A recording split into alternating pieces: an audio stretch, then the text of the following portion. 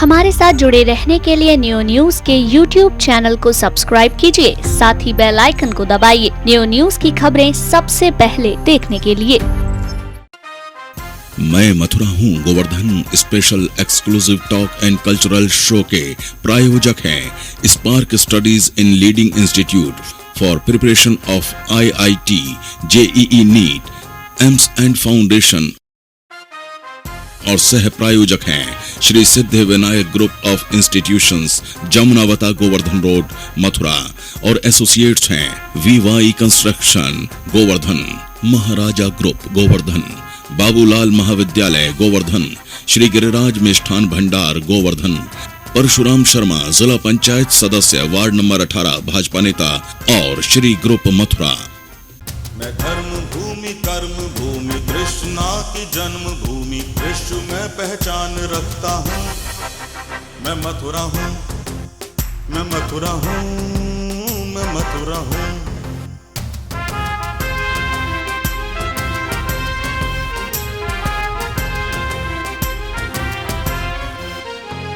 मैं प्रेम हूँ, मैं आस हूँ, मैं श्रद्धा का सैलाब हूँ, हर एक दिल में वास करता हूँ। मैं मथुरा हूँ, मैं मथुरा हूँ, मैं मथुरा हूँ।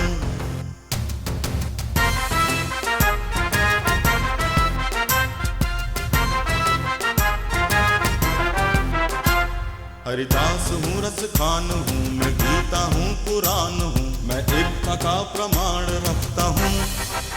मैं मथुरा हूँ, मैं मथुरा हूँ, मैं मथुरा हूँ।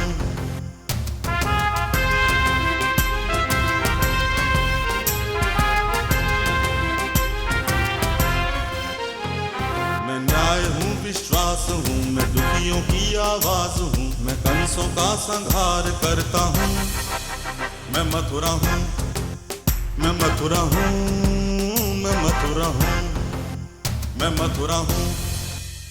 न्यू न्यूज के एक्सक्लूसिव टॉक शो में मथुरा हूं में आपका स्वागत है, जो आयोजित किया जा रहा है गोवर्धन में। मथुरा और वृंदावन के बाद यहां पर हो रहा ये आयोजन, और इस आयोजन में इस वक्त हमारे टॉक शो में हैं जिले के प्रमुख व्यापारी नेता चौधरी सुधीर बाबू अग्रवाल और उनके साथ ही सौख नगर पंचायत के पूर्व अध्यक्ष मणिशंकर बंसल। यदि मणिशंकर बंसल पूर्व अध्यक्ष हैं सौख पंचायत के, तो सुधीर बाबू अग्रवाल पूर्व अध्यक्ष सौख पंचायत के पति भी हैं। आप जिलाध्यक्ष भी रहे हैं जिला उद्योग व्यापार प्रतिनिधि मंडल के, और आप बंसल जी यहां पर 1995 से लेकर 2000 तक और फिर 2006 से लेकर 2011 तक 2 बार रहे हैं पंचायत के अध्यक्ष। गोवर्धन का चूंकि ये स्पेशल है, इसलिए शौक का भी इसमें समायोजन है। शौक के बगैर गोवर्धन की कल्पना नहीं की जा सकती। शौक की कुछ एक विशेषताएं और भी हैं। यहाँ का एक प्राचीन टीला है जिसमें मिले अवशेष हमारे राजकीय संग्रहालय में अवस्थित हैं, और भी काफ़ी कुछ है शौक से जुड़ा हुआ, इसलिए शौक को भुलाया नहीं जा सकता गोवर्धन स्पेशल में। आपसे बातचीत करने के लिए यहाँ पर मौजूद हैं हमारे साथी मोहित चतुर्वेदी। मोहित जी, शुरुआत कीजिए। धन्यवाद खत्री जी। चौधरी साहब, शुरुआत आप ही से करते हैं। शौक अपने आप में एक महत्वपूर्ण क्षेत्र है, गोवर्धन से तो लगा हुआ है ही है, साथ ही बॉर्डर भी माना जाता है। मथुरा और राजस्थान, मतलब यूपी और राजस्थान का बॉर्डर क्षेत्र माना जाता है। आपकी धर्मपत्नी पूर्व में यहाँ चेयरमैन रही, हालांकि चेयरमैन सीट शायद आपके वंशानुगत चल रही है। आपके दादाजी भी यहाँ पर चेयरमैन रहे, आपके चाचा जी भी यहाँ चेयरमैन रहे, पूर्व में आपकी धर्मपत्नी यहाँ की चेयरमैन रही। इतना बड़े कार्यकाल हो गया, उसके बाद में शौक को पूर्व में और अब में कितना अंतर मानते हैं विकास को लेकर? कस्बा शौक उत्तर प्रदेश और राजस्थान की सीमा पर स्थित एक कुंतल वंशीय जाटों की राजधानी के रूप में पहचान रखता है। जाटों में कुंतल वंशीय जाट होते हैं, इन्हें देहाती भाषा में खूंटला जाट बोलते हैं। उनके हमारे आसपास 384 गांव हैं। उनकी राजधानी के रूप में आप कस्बा शौक को देख सकते हैं। ऐतिहासिक रूप से कस्बा सौंक महाराजा अनंगपाल तोमर की राजधानी रही है और उनका ऐतिहासिक किला जो खंडर होने के बाद टीले के रूप में स्थित है तो महाराजा अनंगपाल तोमर का किला बोला जाता है। सन 1965 से लेकर 1972 तक प्रसिद्ध पुरातत्ववेत्ता थे जर्मन के डॉक्टर हार्वर्ड, उनके नेतृत्व में जर्मन की टीम ने लगातार 7 वर्ष तक यहाँ उत्खनन कार्य किया था। उस उत्खनन से निकले हुए महत्वपूर्ण पौराणिक अवशेषों का मथुरा के राजकीय संग्रहालय में, दिल्ली के संग्रहालय में, कलकत्ता के संग्रहालय में और तो और बर्लिन के संग्रहालय में भी बहुत महत्वपूर्ण योगदान और स्थान है। व्यापारिक दृष्टि से और शैक्षणिक दृष्टि से भी किसी समय सौंक का महत्व गोवर्धन से ज़्यादा था। कभी इंटर कॉलेज बरसाना के बाद सौंक में हुआ करता था, गोवर्धन कस्बे में इंटर कॉलेज नहीं होता था। आज विकास की दौड़ में सौंक पीछे है, गोवर्धन बहुत आगे है। संचार साधन, आगमन के साधन, एंटी टैक्स टेररिज्म, इन सब से प्रभावित होते हुए सौंक का विकास सीमित रहा है और उसके देखते हुए अन्य कस्बों का विकास काफ़ी आगे जा चुका। मणिशंकर जी, आप बताइए, आप क्या समझते हैं? अभी चौधरी साहब ने बताया, आप भी बताएं सौंक की वर्तमान स्थिति को लेकर। मैं मथुरा में हूँ, न्यूज़ चैनल वालों का आभार व्यक्त करना चाहूँगा। धन्यवाद। जिन्होंने मुझे इसमें मंच पर बुलाकर मुझे इस जनता के सामने प्रस्तुत किया। वैसे तो हम ये कल्पना करके चले कि इससे आगे हैं, हम इससे पीछे हैं, वो सोचना तो एक अलग बात है। बाकी क्या, जिस प्रकार से हमारा कस्बा है उसमें विकास काफ़ी अच्छे स्तर पर हुआ है और हालांकि जो हमारा क्षेत्र है वो जाट बाहुल क्षेत्र है, इस वजह से कुछ परेशानियां हैं। बाकी के जब भी कोई भी आदमी प्रतिनिधि चुन जाता है, इसके बाद वहाँ कोई भी उपद्रव या किसी प्रकार का वैमनस्यता नहीं रहती है। विकास के मामले में कुछ बिंदुओं को छोड़कर कस्बा ने काफ़ी तरक्की की है। जैसे तखत परंपरा ज़्यादा अभी तक वंशानुगत सी चल रही है, ये भी एक विकास की दौड़ है। इस विकास की गति को तो हम नहीं कह सकते, लेकिन समय समय पर प्रतिनिधियों ने इनको हटवाया भी है और इस गति को हम ये कह दें कि सुचारू से चालू रखें तो ये विकास है, ये कहना गलत है। मानते हैं कि समय समय पर हटाओ, लेकिन बाद में फिर अस्थायी रूप से हट रहा है, बाद में फिर लग जाएगा।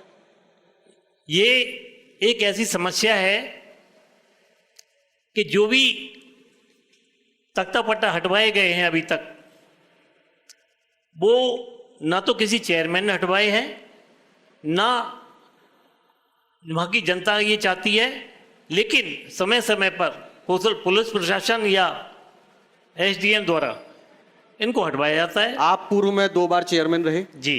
चौधरी साहब, आप भी चेयरमैन प्रतिनिधि बनकर रहे वहाँ पर, बावजूद इसके क्या चेयरमैन का दायित्व नहीं बनता है वहाँ की व्यवस्थाएं बना के रखें, यातायात व्यवस्था सुचारू रहे? क्योंकि तखत परंपरा जो अब वंशानुगत चलती चली आ रही है वो अब भी बदस्तूर जारी है।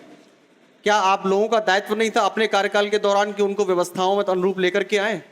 मेरी सोच से जो व्यवस्था है ना तो बंदूक से हटती है ना जबरदस्ती हटती है, वे स्वेच्छा से ही उनको समझाया जाता है और स्वेच्छा से ही उनको हटवाया जाता है। आने वाले समय में, मेरे समय में एक सीमा थी, लेकिन मैं किसी की बुराई नहीं करना चाहता। उन्होंने अपनी सोच के हिसाब से काम कराया, मैंने अपनी सोच के हिसाब से काम कराया। चौधरी साहब, आपने तो अपने प्रतिनिधि के कार्यकाल के दौरान आपने तो हटवाया भी था, ऐसा एक बहुत बढ़िया आपने अभियान भी चलाया था। चेयरमैन प्रतिनिधि होने के नाते 2 तरह की सोच होती हैं। एक सोच होती है मुझे भविष्य में अनवरत रूप से चेयरमैन रहना है या जन लोकप्रिय रहना है, और एक होता है मुझे अपना जिस दायित्व के लिए मुझे निर्वाचित किया है पब्लिक ने, उस कार्य को करना है। जी, मैंने अच्छा समझा, उचित समझा कि गांव स्वच्छ दिखे, साफ दिखे, आवागमन की व्यवस्थाएं सुमधुर रहें। उसके लिए मैंने जो मेरे प्रिय मतदाता थे जिन्होंने मुझे निर्वाचित करके चेयरमैन मेरी पत्नी को बनाया था, मैंने चेयरमैन प्रतिनिधि की हैसियत से काम किया था, उनका अप्रिय बनना भी मंजूर करते हुए मैंने अतिक्रमण विरोधी अभियान चलाते हुए जन सहयोग से, पुलिस के सहयोग से, अपने प्रशासनिक अधिकारियों के सहयोग से एक बार नहीं काफ़ी लंबे समय तक कस्बे को अतिक्रमण मुक्त रखने की चेष्टाएं की थी और काफ़ी हद तक मैं सफल भी रहा था। लेकिन ये अनवरत चलने वाली प्रक्रिया है, सदैव इसको ध्यान रखेगा आदमी तो चलती रहेगी, कभी भी शिथिलता मिलेगी तो पुनः ये तो ऐसी भी सामाजिक विषमता है, फैलती रहती है, हटती रहती है। शौक का पौराणिक महत्व भी है। पृथ्वीराज चौहान के ननिहाल के रूप में शौक को पहचाना जाता है, लेकिन वर्तमान में इसकी स्थिति बिल्कुल खत्म सी हो गई। कितने लोग जानते हैं कि ये पृथ्वीराज चौहान का ननिहाल भी था? इसको लेकर के कोई आगे तक व्यवस्था नहीं की गई। आप लोग जनप्रतिनिधि के तौर पे थे, आपके द्वारा तो कुछ करवाया जाना चाहिए था ना। बात आपकी काफी हद तक सही है। शिक्षा का अभाव समझें या क्षेत्रीय राजनीति का विद्रूप कहें, हमारा यह क्षेत्र बहुत लंबे समय तक विधायकी के रूप में आरक्षित क्षेत्र के रूप में विकसित रहा है, आरक्षित रहा है। अभी मात्र पिछला दूसरा इलेक्शन है जो जनरल सीट के रूप में हुआ है, और क्षेत्रीय प्रतिनिधि के रूप में कोई व्यक्ति क्षेत्र का निर्वाचित होकर भी नहीं आया। फिर भी मगोर्रा गांव हमारे यहाँ काफ़ी बड़ा गांव है, वहाँ के लोगों ने श्रृंखला को सहेजने का, समेटने का, इस इतिहास को रचने का काम किया है और काफ़ी ग्रंथ का विमोचन भी मगोर्रा के स्तर पर किया गया। शौक में टीला सबसे ज्यादा अपने आप में ऐतिहासिक पहचान रखने वाला है, आपने स्वयं बताया। आज वो अतिक्रमण की भीड़ चढ़ता चला जा रहा है, अपना महत्व ही खोता चला जा रहा है, इसको लेके क्या कहेंगे? प्रशासनिक उदासीनता, जनप्रतिनिधियों का उसके प्रति आग्रह ना होना और पदलोलुपता कि मतदाता नाराज ना हो। जो अतिक्रमण कर रहे हैं वो भी मतदाता हैं, उनका भी वोट लेना है। आपके कार्यकाल के दौरान कितना रहा, उसमें कुछ काम तो किया गया होगा? फिर अतिक्रमण उस क्षेत्र में हटाने में मैंने भी कोई ज्यादा रुचि नहीं ली, ये सत्य स्वीकार करने में। क्या दबाव रहा था? कुछ नहीं, दबाव नहीं, रुचि की बात है, ध्यान में आने की बात है। मतलब जो टीला पहचान है उस जगह पर रुचि नहीं ले पा रहे? नहीं, उसके मैंने उसार से एक मंदिर जाता है, बहुत प्रसिद्ध मंदिर चामुंडा मैया का मंदिर है जी। वैसे वो उत्खनन में निकला हुआ नागराज जी का मंदिर है, पर उसको सर्व मान्यता जो चामुंडा मैया के मंदिर के नाम से है, उसका विकास, उस क्षेत्र के लिए सड़क का निर्माण वो मैंने किया। लेकिन अतिक्रमण हटाने के लिए मैं कह सकता हूँ कि मैं अपने आप को फेल भी मान सकता हूँ, मैं उस क्षेत्र में ज़्यादा रुचि नहीं ले पाया। मणिशंकर जी, चौधरी साहब ने तो हाथ खड़े कर दिए थे, आप बताएं, आपके भी 2 बार कार्यकाल रहा, आपने कितना इसमें कदम आगे बढ़ाए और कितनी व्यवस्थाएं बनाने में रुचि ली? पहले तो ये मैं कहना चाहूँगा, जो अतिक्रमण आप कह रहे हैं, मेरे समय में जिस स्थान पर एसडीएम ने पट्टे दिए थे वहाँ तक ही निर्माण था। इसके बाद लगातार उस पर अतिक्रमण चल रहा है। हालांकि कुछ क्षेत्र उसमें ऐसा है जो ग्राम पंचायत के अंतर्गत आता है और बाकी का क्षेत्र आता है पुरातत्व संग्रहालय के संदर्भ में। तो जो अतिक्रमण हुआ है, अधिकतर जो हमारी ग्राम समाज की भूमि है उस पर है। वो क्षेत्र हमारे एक वस्तु तो स्थिति ये है कि वो ग्राम पंचायत में आता है, ग्राम पंचायत के उसको देखना चाहिए। कभी आपने आवाज़ उठाई? हम लोगों ने काफ़ी आवाज़ उठाई है, नकलों को भी हमने लिखा पढ़ी की हैं, कई बार हमने इस पर एतराज़ लिख के भेजा है। इसमें मेरे साथ हमारे बलराम जी एक डॉक्टर हैं, उन्होंने उनके प्रयास से, मेरे प्रयास से काफ़ी लिखा पढ़ी हुई है। इसके बाउंड्री के लिए पैसा भी मंजूर कराया, लेकिन दुर्भाग्य से वो अभी तक कार्य संपूर्ण नहीं हो। पैसा तो पूर्व में रूस के द्वारा भी दिया गया था इस टीले को संरक्षित और व्यवस्थित करने के लिए, वो पैसा भी अब मालूम नहीं कितना संरक्षित हो पाया है, सबके सामने है। रूस के द्वारा तो हमारी जानकारी में कोई पैसा आया नहीं है जी। बाकी के अपनी शासन से केंद्र सरकार से पैसा जरूर मंजूर हुआ है, उसकी जानकारी है। तो वो अभी आ पाया, नहीं आ पाया? नहीं आ पाया। तो आने के बाद में कितना उम्मीद करते हैं, कितना काम हो पाएगा? मेरे हिसाब से तो पैसा आना चाहिए और लगना चाहिए। चौधरी साहब, आप कुछ कहना चाहते हैं? मैं पहले तो ये कहना चाहता हूँ, ये सारी जमीन में कोई भी पट्टा एसडीएम के द्वारा स्वीकृत नहीं किया गया और न कोई पट्टा स्वीकृत करने का अधिकार एसडीएम या डीएम को है। ये समस्त जमीन AICASI के द्वारा आरक्षित है, पुरातत्व सर्वेक्षण के द्वारा, पुरातत्व विभाग के द्वारा आरक्षित जमीन का कोई भी पट्टा ना कोई एसडीएम कर सकता है ना कोई डीएम कर सकता है। मणिशंकर जी, क्या कहेंगे? राजस्व विभाग में जिस चीज़ पे राजस्व विभाग की मोहर लगी हुई है उसको आप क्या कहेंगे? राजस्व विभाग में अगर इसमें ग्राम पंचायत दर्ज है तो ग्राम पंचायत दर्ज होगी या नहीं होगी? चौधरी साहब, किसी भी चीज का राजस्व रिकॉर्ड के रूप में मैं आपको एक चीज बताना चाहूंगा। इस देश की विकृति का यहाँ पर सबसे बड़ी बात क्या, दर्शक भी इस बात को देख रहे हैं हमारे, कि दो बार के चेयरमैन रह चुके और एक बार के जनप्रतिनिधि और वंशानुगत जो परंपराओं का निर्वाह कर रहे हैं आप चेयरमैन होने के नाते, आप दोनों के विरोधाभास एक ही क्षेत्र से सामने आ रहे हैं। मैं क्या आपको क्षेत्र की जानकारी में मैं वो ज्ञान के अभाव के बारे में बताना चाहूंगा। कई बार ऐसा होता है, सारे प्रबुद्ध लोग बैठे हुए हैं, आप भी जानते हैं, ये चीज आरक्षित है उत्तर प्रदेश केंद्रीय सरकार के पुरातत्व विभाग द्वारा, ये टीला आरक्षित है ASI के द्वारा। किन्हीं भी कारणों से वो राजस्व अभिलेखों में उसका दाखला खारिज नहीं है, जिसे म्यूटेशन कहते हैं। वो तकनीकी कमियां शासन स्तरों पर रहती हैं, क्योंकि शासकीय कार्य है, जी जी, किसी का व्यक्तिगत कार्य तो है नहीं जो उसका दाखला खारिज वो मशीनरी का अपना काम है, मशीनरी का अपना काम। बिल्कुल। उसके बावजूद भी किसी भी DM को, किसी भी SDM को, किसी भी तहसीलदार को उस क्षेत्र में पट्टा खनन काटने की स्वीकृति अधिकार नहीं है। यदि किन्हीं भी लोगों पे तथाकथित पट्टे हैं तो नितांत फर्जी हैं, गलत हैं।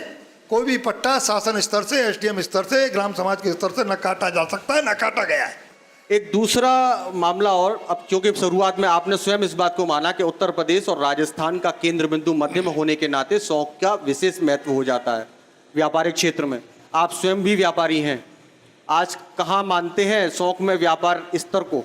मेरी निगाह में शौक में व्यापार का स्तर पहले से कोई ज्यादा गतिशील नहीं हो पाया है। क्या कारण रहा इसका?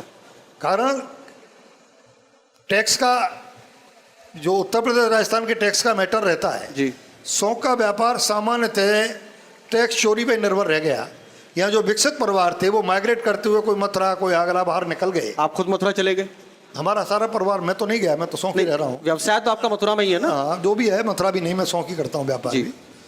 लेकिन ज्यादातर परिवारों का माइग्रेशन शौक से हो गया। और क्या कारण क्या रहा इस चीज का कि आदमी का वहां रहने वाले का ही वहां पर मन नहीं लग रहा, बाहर जाके व्यापार कर रहा है? मैं आपको एक तथ्य की ओर ध्यान दिलाना चाहूंगा।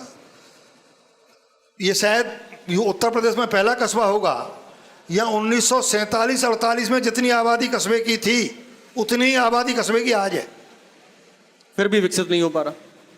क्योंकि 48 के गदर में शौक से मुसलमानों की बहुत बड़ी आबादी थी, मथुरा माइग्रेट कर गई। अब काफी जितना माइग्रेशन मथुरा से होता है, देहात के लोग आ जाते हैं कस्बे में जी। शौक का विकास मेरी निगाह में नहीं है, कोई उसको विकसित मानता हो, व्यापारिक रूप से मैं शौक को ज्यादा विकसित श्रेणी में नहीं मानता। चलिए, मथुरा पूरा ब्रज 84 कोस एक बिल्कुल आध्यात्म दृष्टि से बहुत महत्वपूर्ण है। यहाँ प्रतिवर्ष हजारों लाखों श्रद्धालु आते हैं और अपने आध्यात्मिक क्रियाओं को अंजाम देते हैं। उस बीच में शौक आखिर क्यों रह गया ऐसा? चारों ओर तीर्थयात्री है, चारों ओर विकास अपने चरम पर पहुंचता जा रहा है, लेकिन शौक वहीं के वहीं रह गया। एक दो तरह की 84 कोस की परिक्रमा प्रचलित है इस समय मथुरा जनपद में जी। ब्रज 84 में आप लोग मथुरा नगर से हैं, चतुर्वेदी समाज से हैं, आप ज़्यादा बेहतर समझते हैं। एक तो जो होते हैं कुलीन ब्राह्मण, जो गुरु लोग होते हैं, इंदु महाराज की परिक्रमा चल रही है, ब्रजेश गोस्वामी की परिक्रमा चल रही है, जो संत महात्माओं के द्वारा प्रायोजित परिक्रमा होती है, जिसका विश्राम घाट से श्री गणेश होता है, शुरुआत होती है जी। उसके एक स्थान जो नियत है ब्रज 84 वो उसकी परिक्रमा पड़ाव स्थल, उसमें शौक नहीं आता। लेकिन गैर परंपरागत रूप से जो ब्रज 84 को उसकी परिक्रमा लगती है, जिसकी संख्या उन प्रायोजित परिक्रमाओं से कई गुना ज्यादा होती है, उनकी परिक्रमा में शौक बचगांव का मार्ग आता है और वो पेंठा होते हुए गोवर्धन आते हैं। तो ये भी एक कारण मानते हैं? ये भी एक कारण है जिसकी वजह से। मणिशंकर जी, आप कितने आप देख रहे हैं मैं मथुरा हूं में इस वक्त चर्चा चल रही है शौक को लेकर। जनपद का प्रमुख कस्बा शौक जो आता है गोवर्धन क्षेत्र में, और शौक के एक 2 बार के पूर्व नगर पंचायत अध्यक्ष और एक पूर्व नगर पंचायत अध्यक्ष के पति इस चर्चा में शामिल हैं, जिनसे बातचीत कर रहे हैं हमारे साथी मोहित चतुर्वेदी। ये बातचीत अभी जारी रहेगी। फिलहाल वक्त हो चला है एक छोटे से ब्रेक का, मिलते हैं एक छोटे से ब्रेक के बाद। मैं मथुरा हूँ, मैं मथुरा हूँ, मैं मथुरा हूँ, मैं मथुरा हूँ Govardhan special exclusive talk and cultural show के प्रायोजक हैं Spark Studies in leading institute for preparation of IIT, JEE NEET, AIIMS and foundation और सह प्रायोजक हैं Shri Siddhi Vinayak group of institutions, Jamunavata, Govardhan road, Mathura. और एसोसिएट्स हैं VY construction, Govardhan, Maharaja group, Govardhan, Babulal Mahavidyalaya, Govardhan, Shri Giriraj Mishthan Bhandar, Govardhan. Parshuram Sharma, जिला पंचायत सदस्य, वार्ड नंबर 18, भाजपा नेता, और श्री ग्रुप, मथुरा। मैं मथुरा हूँ, मैं मथुरा हूँ, मैं मथुरा हूँ। आप देख रहे हैं मैं मथुरा हूँ और मैं मथुरा हूँ का ये सीजन 3 चल रहा है गोवर्धन स्पेशल।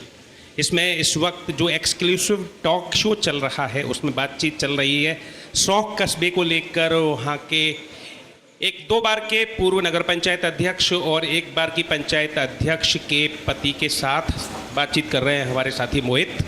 और हम अपने दर्शकों को ये भी बता दें कि हमारा ये प्रसारण हमारे नियो न्यूज़ चैनल के अलावा यूट्यूब पर नियो न्यूज़ मथुरा पर भी दिखाई दे रहा है। आप उसे सब्सक्राइब कर हमारे दर्शक बन सकते हैं। मोहित जी जारी करें आप अपनी। मणिशंकर जी, चौधरी साहब अभी तक बता रहे थे व्यापारिक स्तर पर सौंख वो पहचान नहीं बना पाया, किसी कारण रही। आप कितना मानते हैं कि सौंख को व्यापारिक स्तर पर ऊंचाई पहुंचाने के लिए किन कमियों को सामने आप रखना चाहेंगे? क्या कमियां रहीं? जो निरंतर हमारे व्यापार में कमी आई है, पहले हमारे समय में ताज टेलीविजन क्षेत्र में भट्टा आने से जो करीब करीब 8 करोड़ रुपए का टर्नओवर प्रति वर्ष होता था, वो बंद हो गए। जो हमारे यहाँ का मुख्य धंधा था। दूसरा मंडी था। मंडियों में माल जो है हमारा आता था वो अब भरतपुर या दूसरे जगह जाने लगा। तीसरा ये था कि हमारे यहाँ डीजल और पेट्रोल की रेट राजस्थान से कम थी और इस वजह से पूरा राजस्थान हमारे यहाँ से डीजल पेट्रोल लेने आता था और उधर से वो डीजल पेट्रोल ले जाते थे, अपना माल लेके मंडी में आते थे। तो दोनों ही उस स्तर से हमको धंधा मिलता था। अब वो चीज़ राजस्थान में सस्ता हो गया, यूपी में महंगा हो गया, तो किसान अपनी पूर्ति शहरों से करने लगा है और भट्टों के बंद होने से जो पैसा बाजार में आता था वो बेकार हो गया, नहीं आ रहा है। तो इससे भी हमारे बाजार में सुस्ती आई है। ये मुख्य कारण आप मुख्य मानते हैं? कारण ये रहा है यहाँ का। और पहले जो हमारे यहाँ राजस्थान और यूपी में जो व्यापार होता था, बॉर्डर का व्यापार होता था, गुड़ है या चना है जो आता था और राजस्थान जाता था, जिसको हम नंबर 2 की संज्ञा में ला सकते हैं, वो टोटली इस समय बंद है। तो उससे भी व्यापारियों को चोट लगी है। सौंख को गोवर्धन का अभिन्न अंग माना जाता है। गोवर्धन में विकास की श्रृंखला अनवरत रूप से जारी है। हर बार जो भी सरकार आती है आकर के सबसे पहले उनका उद्देश्य ब्रज के 2 अभिन्न अंग गोवर्धन और श्रीधाम वृंदावन, इन जगहों को विकास की श्रृंखला को आगे बढ़ाते हुए तमाम व्यवस्थाएं की जाती हैं। ऐसे में सौंख वहाँ भी अछूता रह जाता है। हो सकता है कि उन तक जानकारी नहीं पहुँच पा रही, लेकिन आप स्थानीय लोग हैं, किसी समय पर आप इस क्षेत्र के सबसे प्रथम नागरिक के तौर पर गिने जाते थे, आज भी एक वरिष्ठता की श्रेणी में आते हैं। आपके द्वारा कभी आवाज़ इस संबंध में उठाई गई? जिस रूप से ये मुद्दा है और उठाते रहे हैं सभी लोग, मैं भी नहीं, हमारे यहाँ के सौंख के जितने भी जागरूक लोग हैं उन्होंने भी ये मुद्दा उठाया है। लेकिन शासन द्वारा कुछ जैसे मथुरा है, वृंदावन है, गोवर्धन है, बरसाना है, इसको पर्यटन के रूप में ये विकसित कर रहे हैं, केवल इन्हीं क्षेत्रों को विकसित कर रहे हैं और बाकी के जितने भी पड़ाव हैं उनको विकसित कर रहे हैं जो 84 कोस के अंतर्गत आते हैं। बाकी के जितने भी कस्बे पड़ते हैं, जैसे कस्बा सौंख है, अपना राया है, छाता है, वहाँ विकास है ही नहीं। अच्छा, और गोवर्धन में विकास हो रहा है? गोवर्धन में विकास हो रहा है? गोवर्धन में विकास तो इस वजह से हो रहा है। और इसमें क्या आगे बढ़ना चाहिए? क्या और ऐसी कमियां आपको दिखाई दे रही हो कि गोवर्धन में ये भी ऐसा विकास होना चाहिए, ये भी चीज़ एक नई चीज़ आनी चाहिए जिससे कि ज़्यादा तीर्थयात्रियों को यहाँ सुविधाएं उपलब्ध हो सकें? वैसे तो शासन द्वारा इतना विकास की रूपरेखा तैयार की गई है, अगर समुचित रूप में, सही रूप में अगर इसका ही विकास हो जाए तो गोवर्धन का बहुत बड़ा विकास हो जाएगा। और उससे जैसे हमारे मेहमदपुर से बाईपास निकला है तो ये हमारे शौक से बहुत नजदीक हो गया। शौक भी इसमें आता है, तो हम भी, हमारे भी लोग भी गोवर्धन आके अपने इसमें सहयोग लेंगे और अपने विकास में भागीदार बनेंगे। चौधरी साहब आप बताएं क्या कहना चाहेंगे। गोवर्धन राधाकुंड परिक्रमा क्षेत्र को मिलाकर नगर पालिका का स्वरूप दिया जाए, तभी इस गोवर्धन परिक्रमा मार्ग का समग्र विकास एक एजेंसी के द्वारा किया जाना संभव है। वर्तमान में गोवर्धन का विकास होता है, आनेौर है, जतीपुरा है, पूछरी है, राधाकुंड है, और जो गांव पड़ते हैं वहाँ की गांव पंचायतों के स्तर पर उसके संग समन्वय नहीं बैठ पाता। राधाकुंड टाउन एरिया अलग लग जाती है, गोवर्धन टाउन एरिया अलग लग जाती है, समन्वय का अभाव रहता है। मथुरा वृंदावन को जिस तरह नगर निगम बनाया गया है, उससे ज़्यादा प्राथमिकता चाहिए गोवर्धन राधाकुंड को परिक्रमा मार्ग को मिलाते हुए यहाँ टाउन एरिया नगर पालिका बनाई जाए और उसका समग्र विकास बनाने के लिए एक एजेंसी बनाई। एजेंसी के बाद में ये व्यवस्था आपके हिसाब से सुचारू हो जाएगी, काफी और बढ़िया हो जाएगी, काफी सुधार होगा। ब्रज बहुत बड़ा दायरा है ब्रज का, 84 कोस में इसको माना जाता है, हालांकि है बहुत ज़्यादा। 84 कोस एक शब्दावली के अनुसार उसको कहा जाता है। इसको विकास के स्तर पर कितना बढ़िया तरीके से विकास में आप मानते हैं कि कितना बढ़िया विकास हो रहा है यहाँ पर, और कितना होना चाहिए पूरे ब्रज को? देखो, मैं आपको बताऊं, मुझे भी ब्रज 84 कोस की परिक्रमा देने का एक बार सौभाग्य मिला है, तो मैं ब्रज के पड़ाव स्थलों को भी देखा है। मुझे किसी भी छोटे छोटे जो पड़ाव स्थल हैं, वो जाने के जो मार्ग हैं, वो इतने, उन पर कोई इस तरह के चिन्हित बोर्ड भी नज़र नहीं आए जिससे कोई व्यक्ति अकेला हो, गाड़ियों के संग में न हो, तो वो ये इंगित भी कर ले कि स्थान वहाँ के लिए जाता है। सौंदर्यीकरण के नाम पे पैसा आना, मंदिरों का विकास हो जाना, कुंडों का विकास हो जाना, वो अपने आप में मैं समझ रहा हूँ पर्याप्त नहीं है। जाने आने के मार्ग सुगम हो, चिन्हित हो, कोई अपरिचित व्यक्ति, एकांत व्यक्ति जैसे गिरिराज जी की परिक्रमा में जाता है तो कोई भी व्यक्ति पूरी परिक्रमा अकेला देके आ सकता है।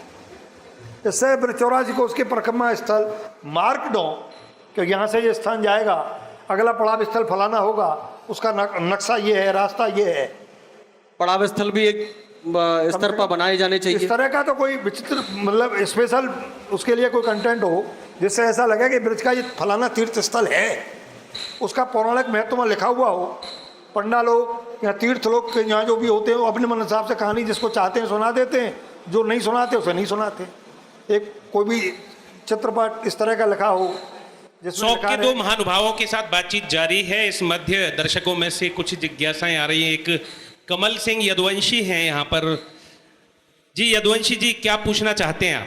शौक को एक बड़ी समस्या जो है वो पानी की समस्या है। उसको सभी लोग जानते हैं कि शौक में पानी की व्यवस्था नहीं है, और पहले आपको जनता ने 2-2 बार मौका दिया।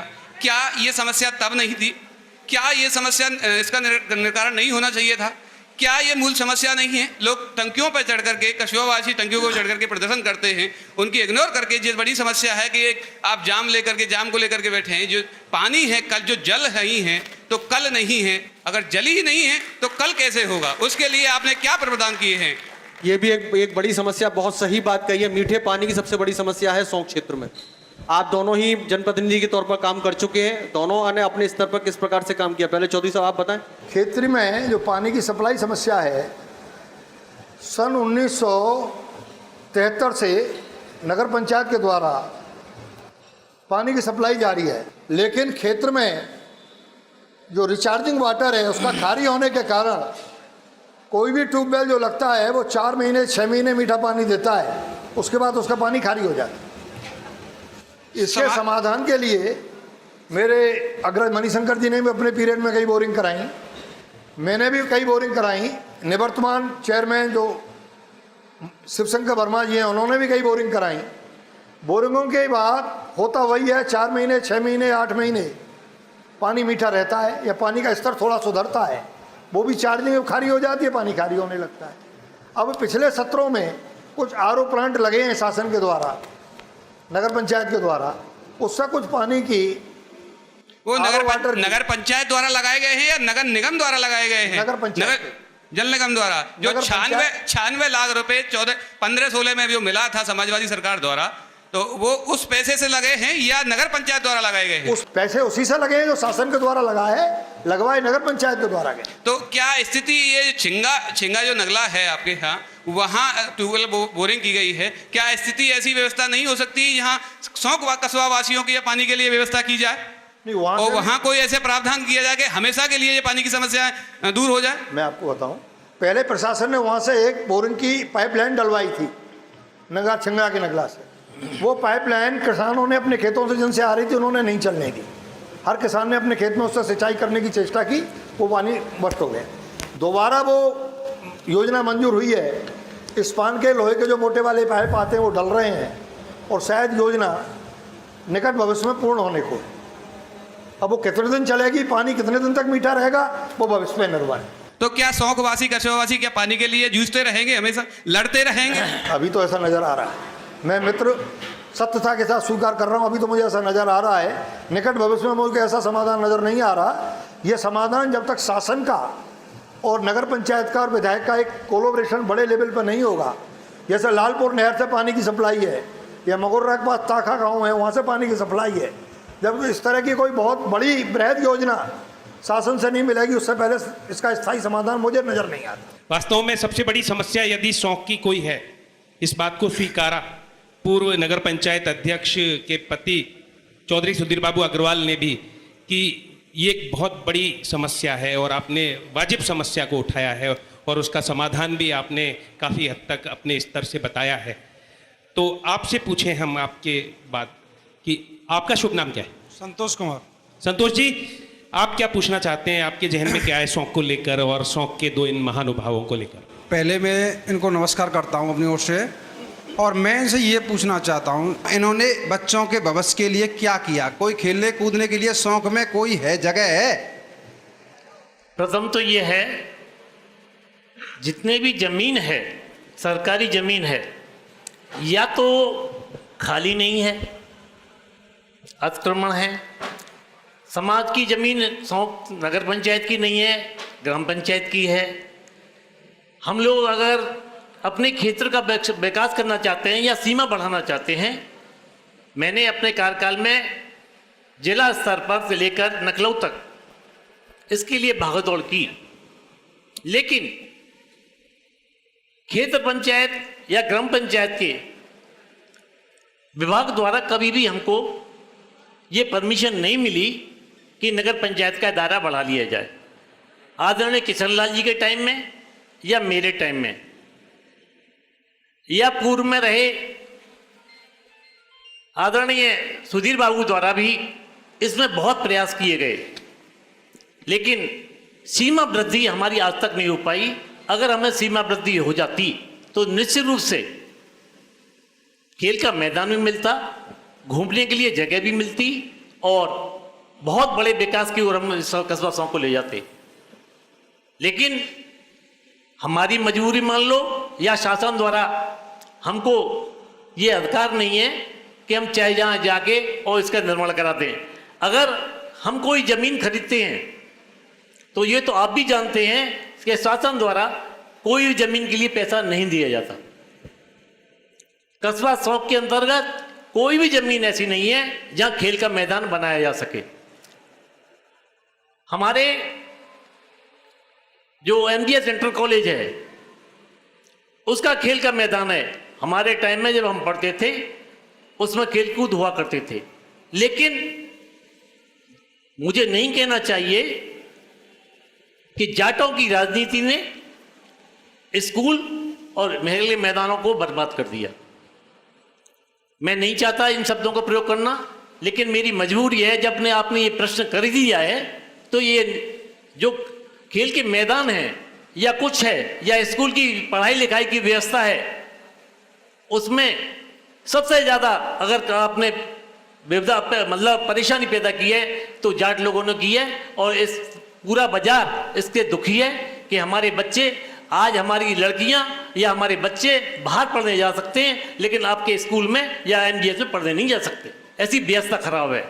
तो मैं आपसे भी ये कहना चाहूँगा, कृपया बच्चों के प्रति आप भी हमारे समाज के अंग हैं और हमारे भाई हैं, इस पर विचार करें कि मैं जो कह रहा हूं वो सत्य है या असत्य है। मेहरबानी करके आगे आने वाले समय में आप हमारा सहयोग करें, जिससे खेल के मैदान और ये पढ़ाई की व्यवस्था सुचारू से चल सके। मैं ये कहना चाहता हूं कि आप जब चुन के आते हैं राजा बन के आते, और आप जब कुछ नहीं कर पाते तो क्यों राजा बन के आते हो। मैं जातिवादी का कोई प्रश्न नहीं कर रहा हूं कि ये जाट है, ये जाटा भाई है, ये हमारे सेठ भाई है। मैं इसका किसी पर आरोप नहीं रखना चाहता हूं। मैं तो आपसे पूछना चाहता हूं, जब आप में क्षमता नहीं है तो आप क्यों बन के आते हो हमारे आगे। संतोष जी, आपका प्रश्न बहुत उचित है। शिक्षा का यहाँ तक सवाल है। शिक्षा के स्तर में एमजीएस इंटर कॉलेज की बात तो मैं नहीं कह रहा, जो सरकारी विद्यालयों का सब जगह ही व्यवस्था करीब करीब क्षीण हो चुकी है। मेरे कार्यकाल में कभी चंपा अग्रवाल इंटर कॉलेज उत्तर प्रदेश की नाक हुआ करता था, आज वो मथुरा जनपद में भी अपनी पहचान खो चुका है। तो इस तरह शिक्षा का स्तर सरकारी स्तर पर तो गिरा है, लेकिन शौक में प्राइवेट स्तर पर शिक्षा के काफ़ी सुचारू व्यवस्थाएं की गई हैं और काफ़ी शिक्षण संस्थाएं चल रही हैं। अब रहा खेल के मैदान की बात, तो भाई मणिशंकर का ये कहना सही है कि नगर पंचायत सीमा के अंतर्गत कोई स्थान ऐसा रिक्त नहीं है जिसको खेल के मैदान के रूप में विकसित किया जा सके। लेकिन मैंने अपने कार्यकाल में सीताराम मंदिर के सामने पड़े हुए स्थान को, जो कि विशेष रूप से अतिक्रमित था, उसको खाली करवाकर पक्का सीसी रोड 1000 वर्ग मीटर का उस पर बनवाया। उसमें कोई भी व्यक्ति चाहे फुटबॉल खेल सकता है, वॉलीबॉल खेल सकता है, बैडमिंटन खेल सकता है। खेलने कूदने की गतिविधि प्राइवेट है, प्राइवेट व्यक्ति को खेलने के लिए स्वतंत्र और सुरक्षित और साफ मैदान उपलब्ध है, जो मेरे कार्यकाल में कराया गया।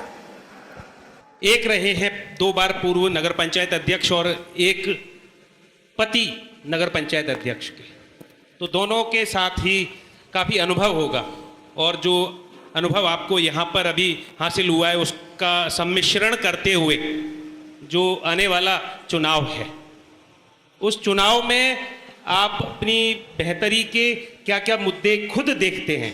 ये तो आम जनता ने उठाए आपके सामने, पार्क का मुद्दा उठाया या पानी का, आप क्या समझते हैं कि इन मुद्दों से भी ऊपर उठकर कुछ मुद्दे हैं जो मुख्य बनेंगे इस आने वाले निकाय चुनाव में?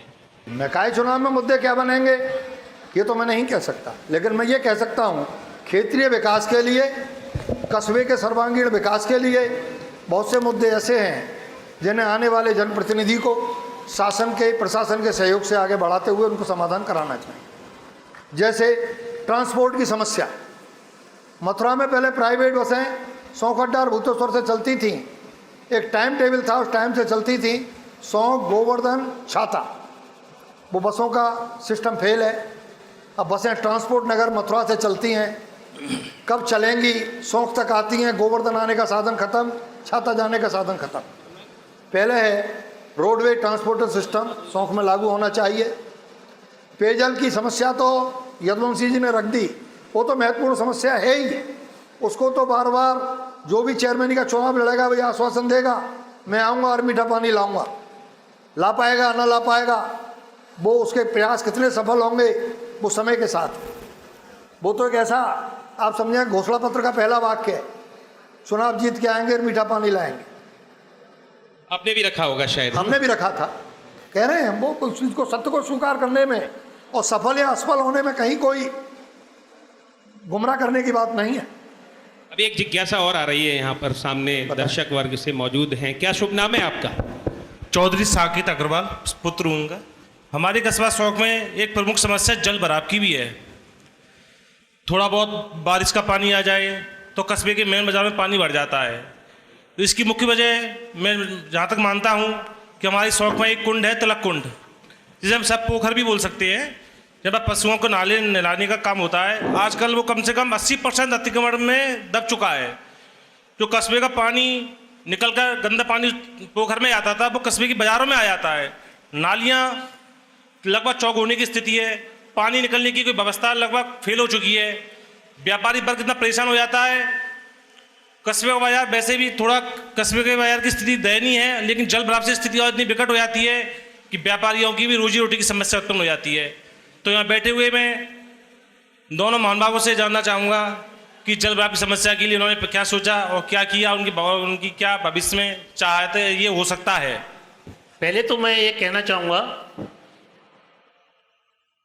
जो हमारी पोखर हैं, जिनको हम पोखर बोलते हैं, उनका जो सीमांकन है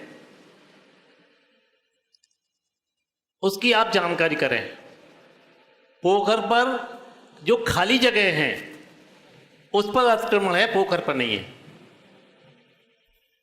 दूसरा ये है कि निकास, कस्बा सौंक में केवल एक ही रास्ता बचता है कि पानी इकट्ठा एक जगह जहां होता है वहां से केवल गोवर्धन ड्रेन में ही ड्रेनेज किया जाए।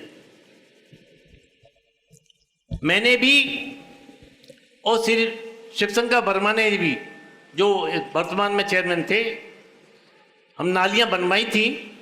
उनके सामने भी समस्या थी और मेरे सामने भी है थी कि कुछ खेत जो सरजुआ थोक वालों के हैं उस नाली को निकलने नहीं देते। एसडीएम ने काफी इसमें सहयोग दिया शिवशंकर वर्मा जी को, लेकिन कोर्ट से स्टे होने के बाद वो व्यवस्था नहीं हो पाई जो मेरी संज्ञान में आया है। केवल सौंक के पानी निकालने के लिए एक ऐसी वो ही व्यवस्था है जहां से कस्बे का पानी बाहर डाला जा सकता है, और मुझे गोवर्धन ड्रेन से और कहीं पानी जा सकता है, मेरी दिमाग से बाहर है। ये अपनी ओर से समाधान देने का प्रयास किया और प्रश्न सुधीर बाबू जी के सुपुत्र ने किया। ऐसा लगा जैसे कोई ये प्री प्लान्ड था ये प्रश्न, है ना? उत्तर दे लूं? क्या पुनः आप चुनाव मैदान में उतरने की तैयारी तो नहीं कर रहे हैं? पहले इस प्रश्न का जवाब दें आप। नहीं, ये तो समय बताएगा। कुछ तैयारियां हैं, मतलब ये भविष्यवाणी अंतर्मन में है, ये भविष्यवाणी समझ से किया जाना अंतर्मन में संभव है। नहीं। ऐसा लग रहा है आपके पुत्र की बातों से कि आप क्या सोच रखते हैं, क्या कराना चाहते हैं। ये ये नहीं पूछा उन्होंने कि क्या कराया आपने, क्यों नहीं कराया। नहीं, अब जो पुत्र ने मेरे ने प्रश्न रखा है उसके बारे में मुझे भी कुछ विचार रखने की अनुमति तो दें। आपको विचार रखने की अनुमति देंगे। पहले अभी हम थोड़ा सा मणिशंकर जी से बात करेंगे। शिवशंकर वर्मा जी बात कर रहे थे आप। कर लें। शिवशंकर वर्मा जी ने भी आपका सहयोग किया। शिवशंकर नहीं, वर्मा जी जब चुनाव जीते तो उनके चुनाव को लेकर, उनके निर्वाचन को लेकर सवाल भी उठे। क्या आपको जानकारी है सुधीर बाबू? योगेश लंबरदार, उन्होंने ये आरोप लगाया था कि शिवशंकर वर्मा ने बेईमानी कराई है। आप क्या जानकारी रखते हैं मतगणना की? मेरे ख्याल में यह आरोप बेबुनियाद है।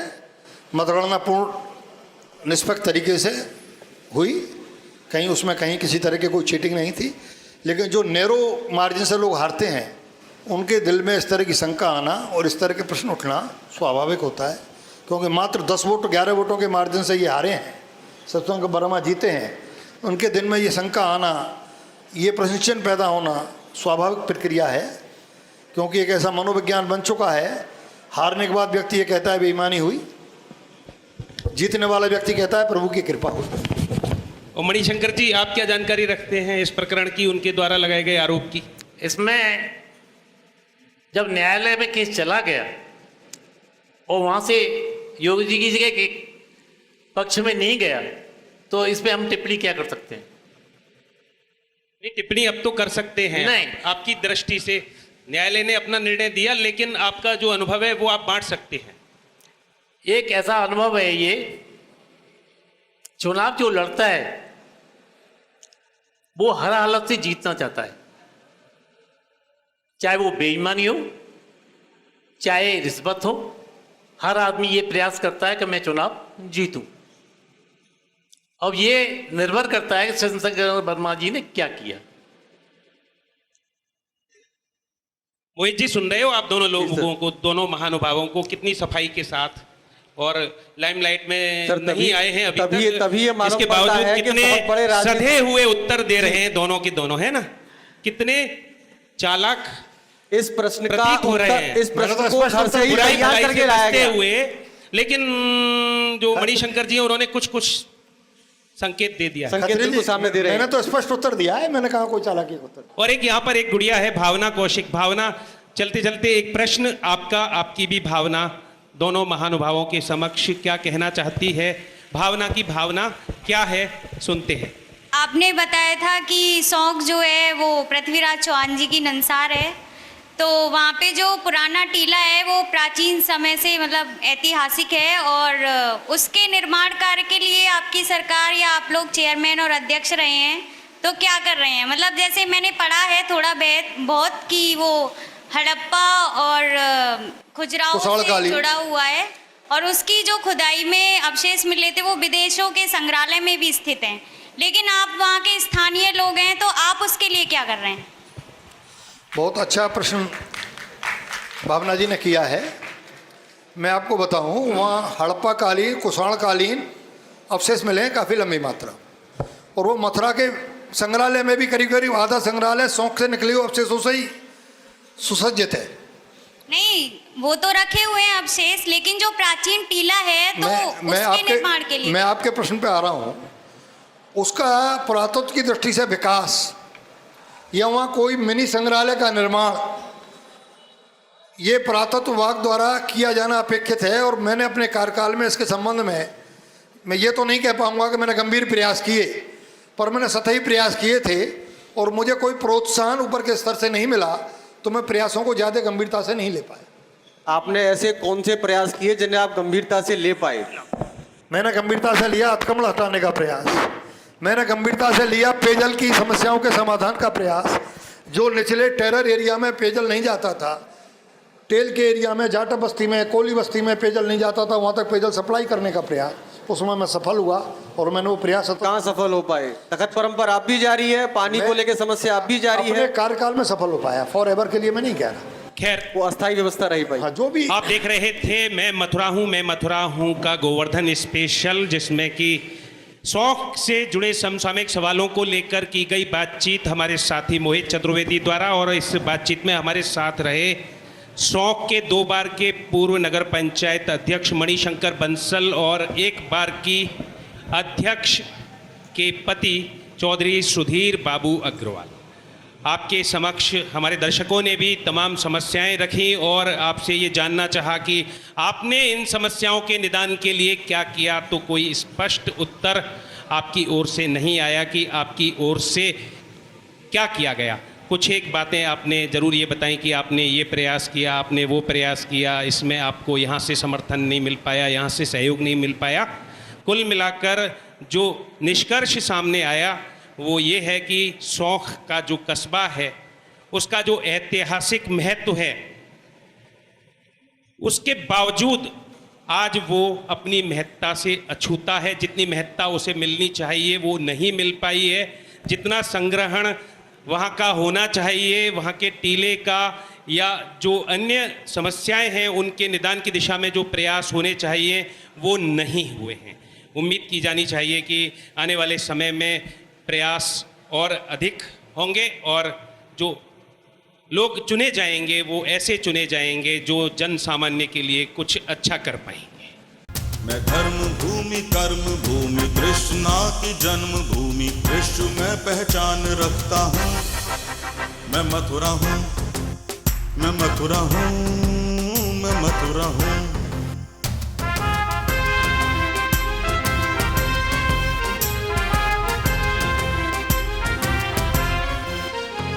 मैं प्रेम हूँ, मैं आस हूँ, मैं श्रद्धा का सैलाब हूँ, हर एक दिल में वास करता हूँ।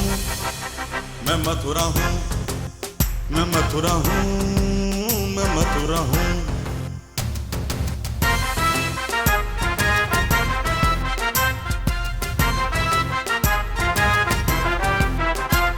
हरिदास हूँ, रस खान हूँ, मैं गीता हूँ, पुराण हूँ, मैं एकता का प्रमाण रखता हूँ। मैं मथुरा हूँ, मैं मथुरा हूँ, मैं मथुरा हूँ।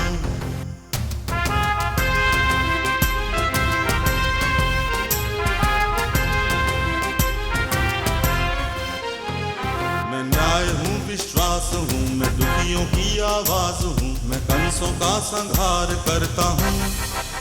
मैं मथुरा हूँ, मैं मथुरा हूँ, मैं मथुरा हूँ, मैं मथुरा हूँ।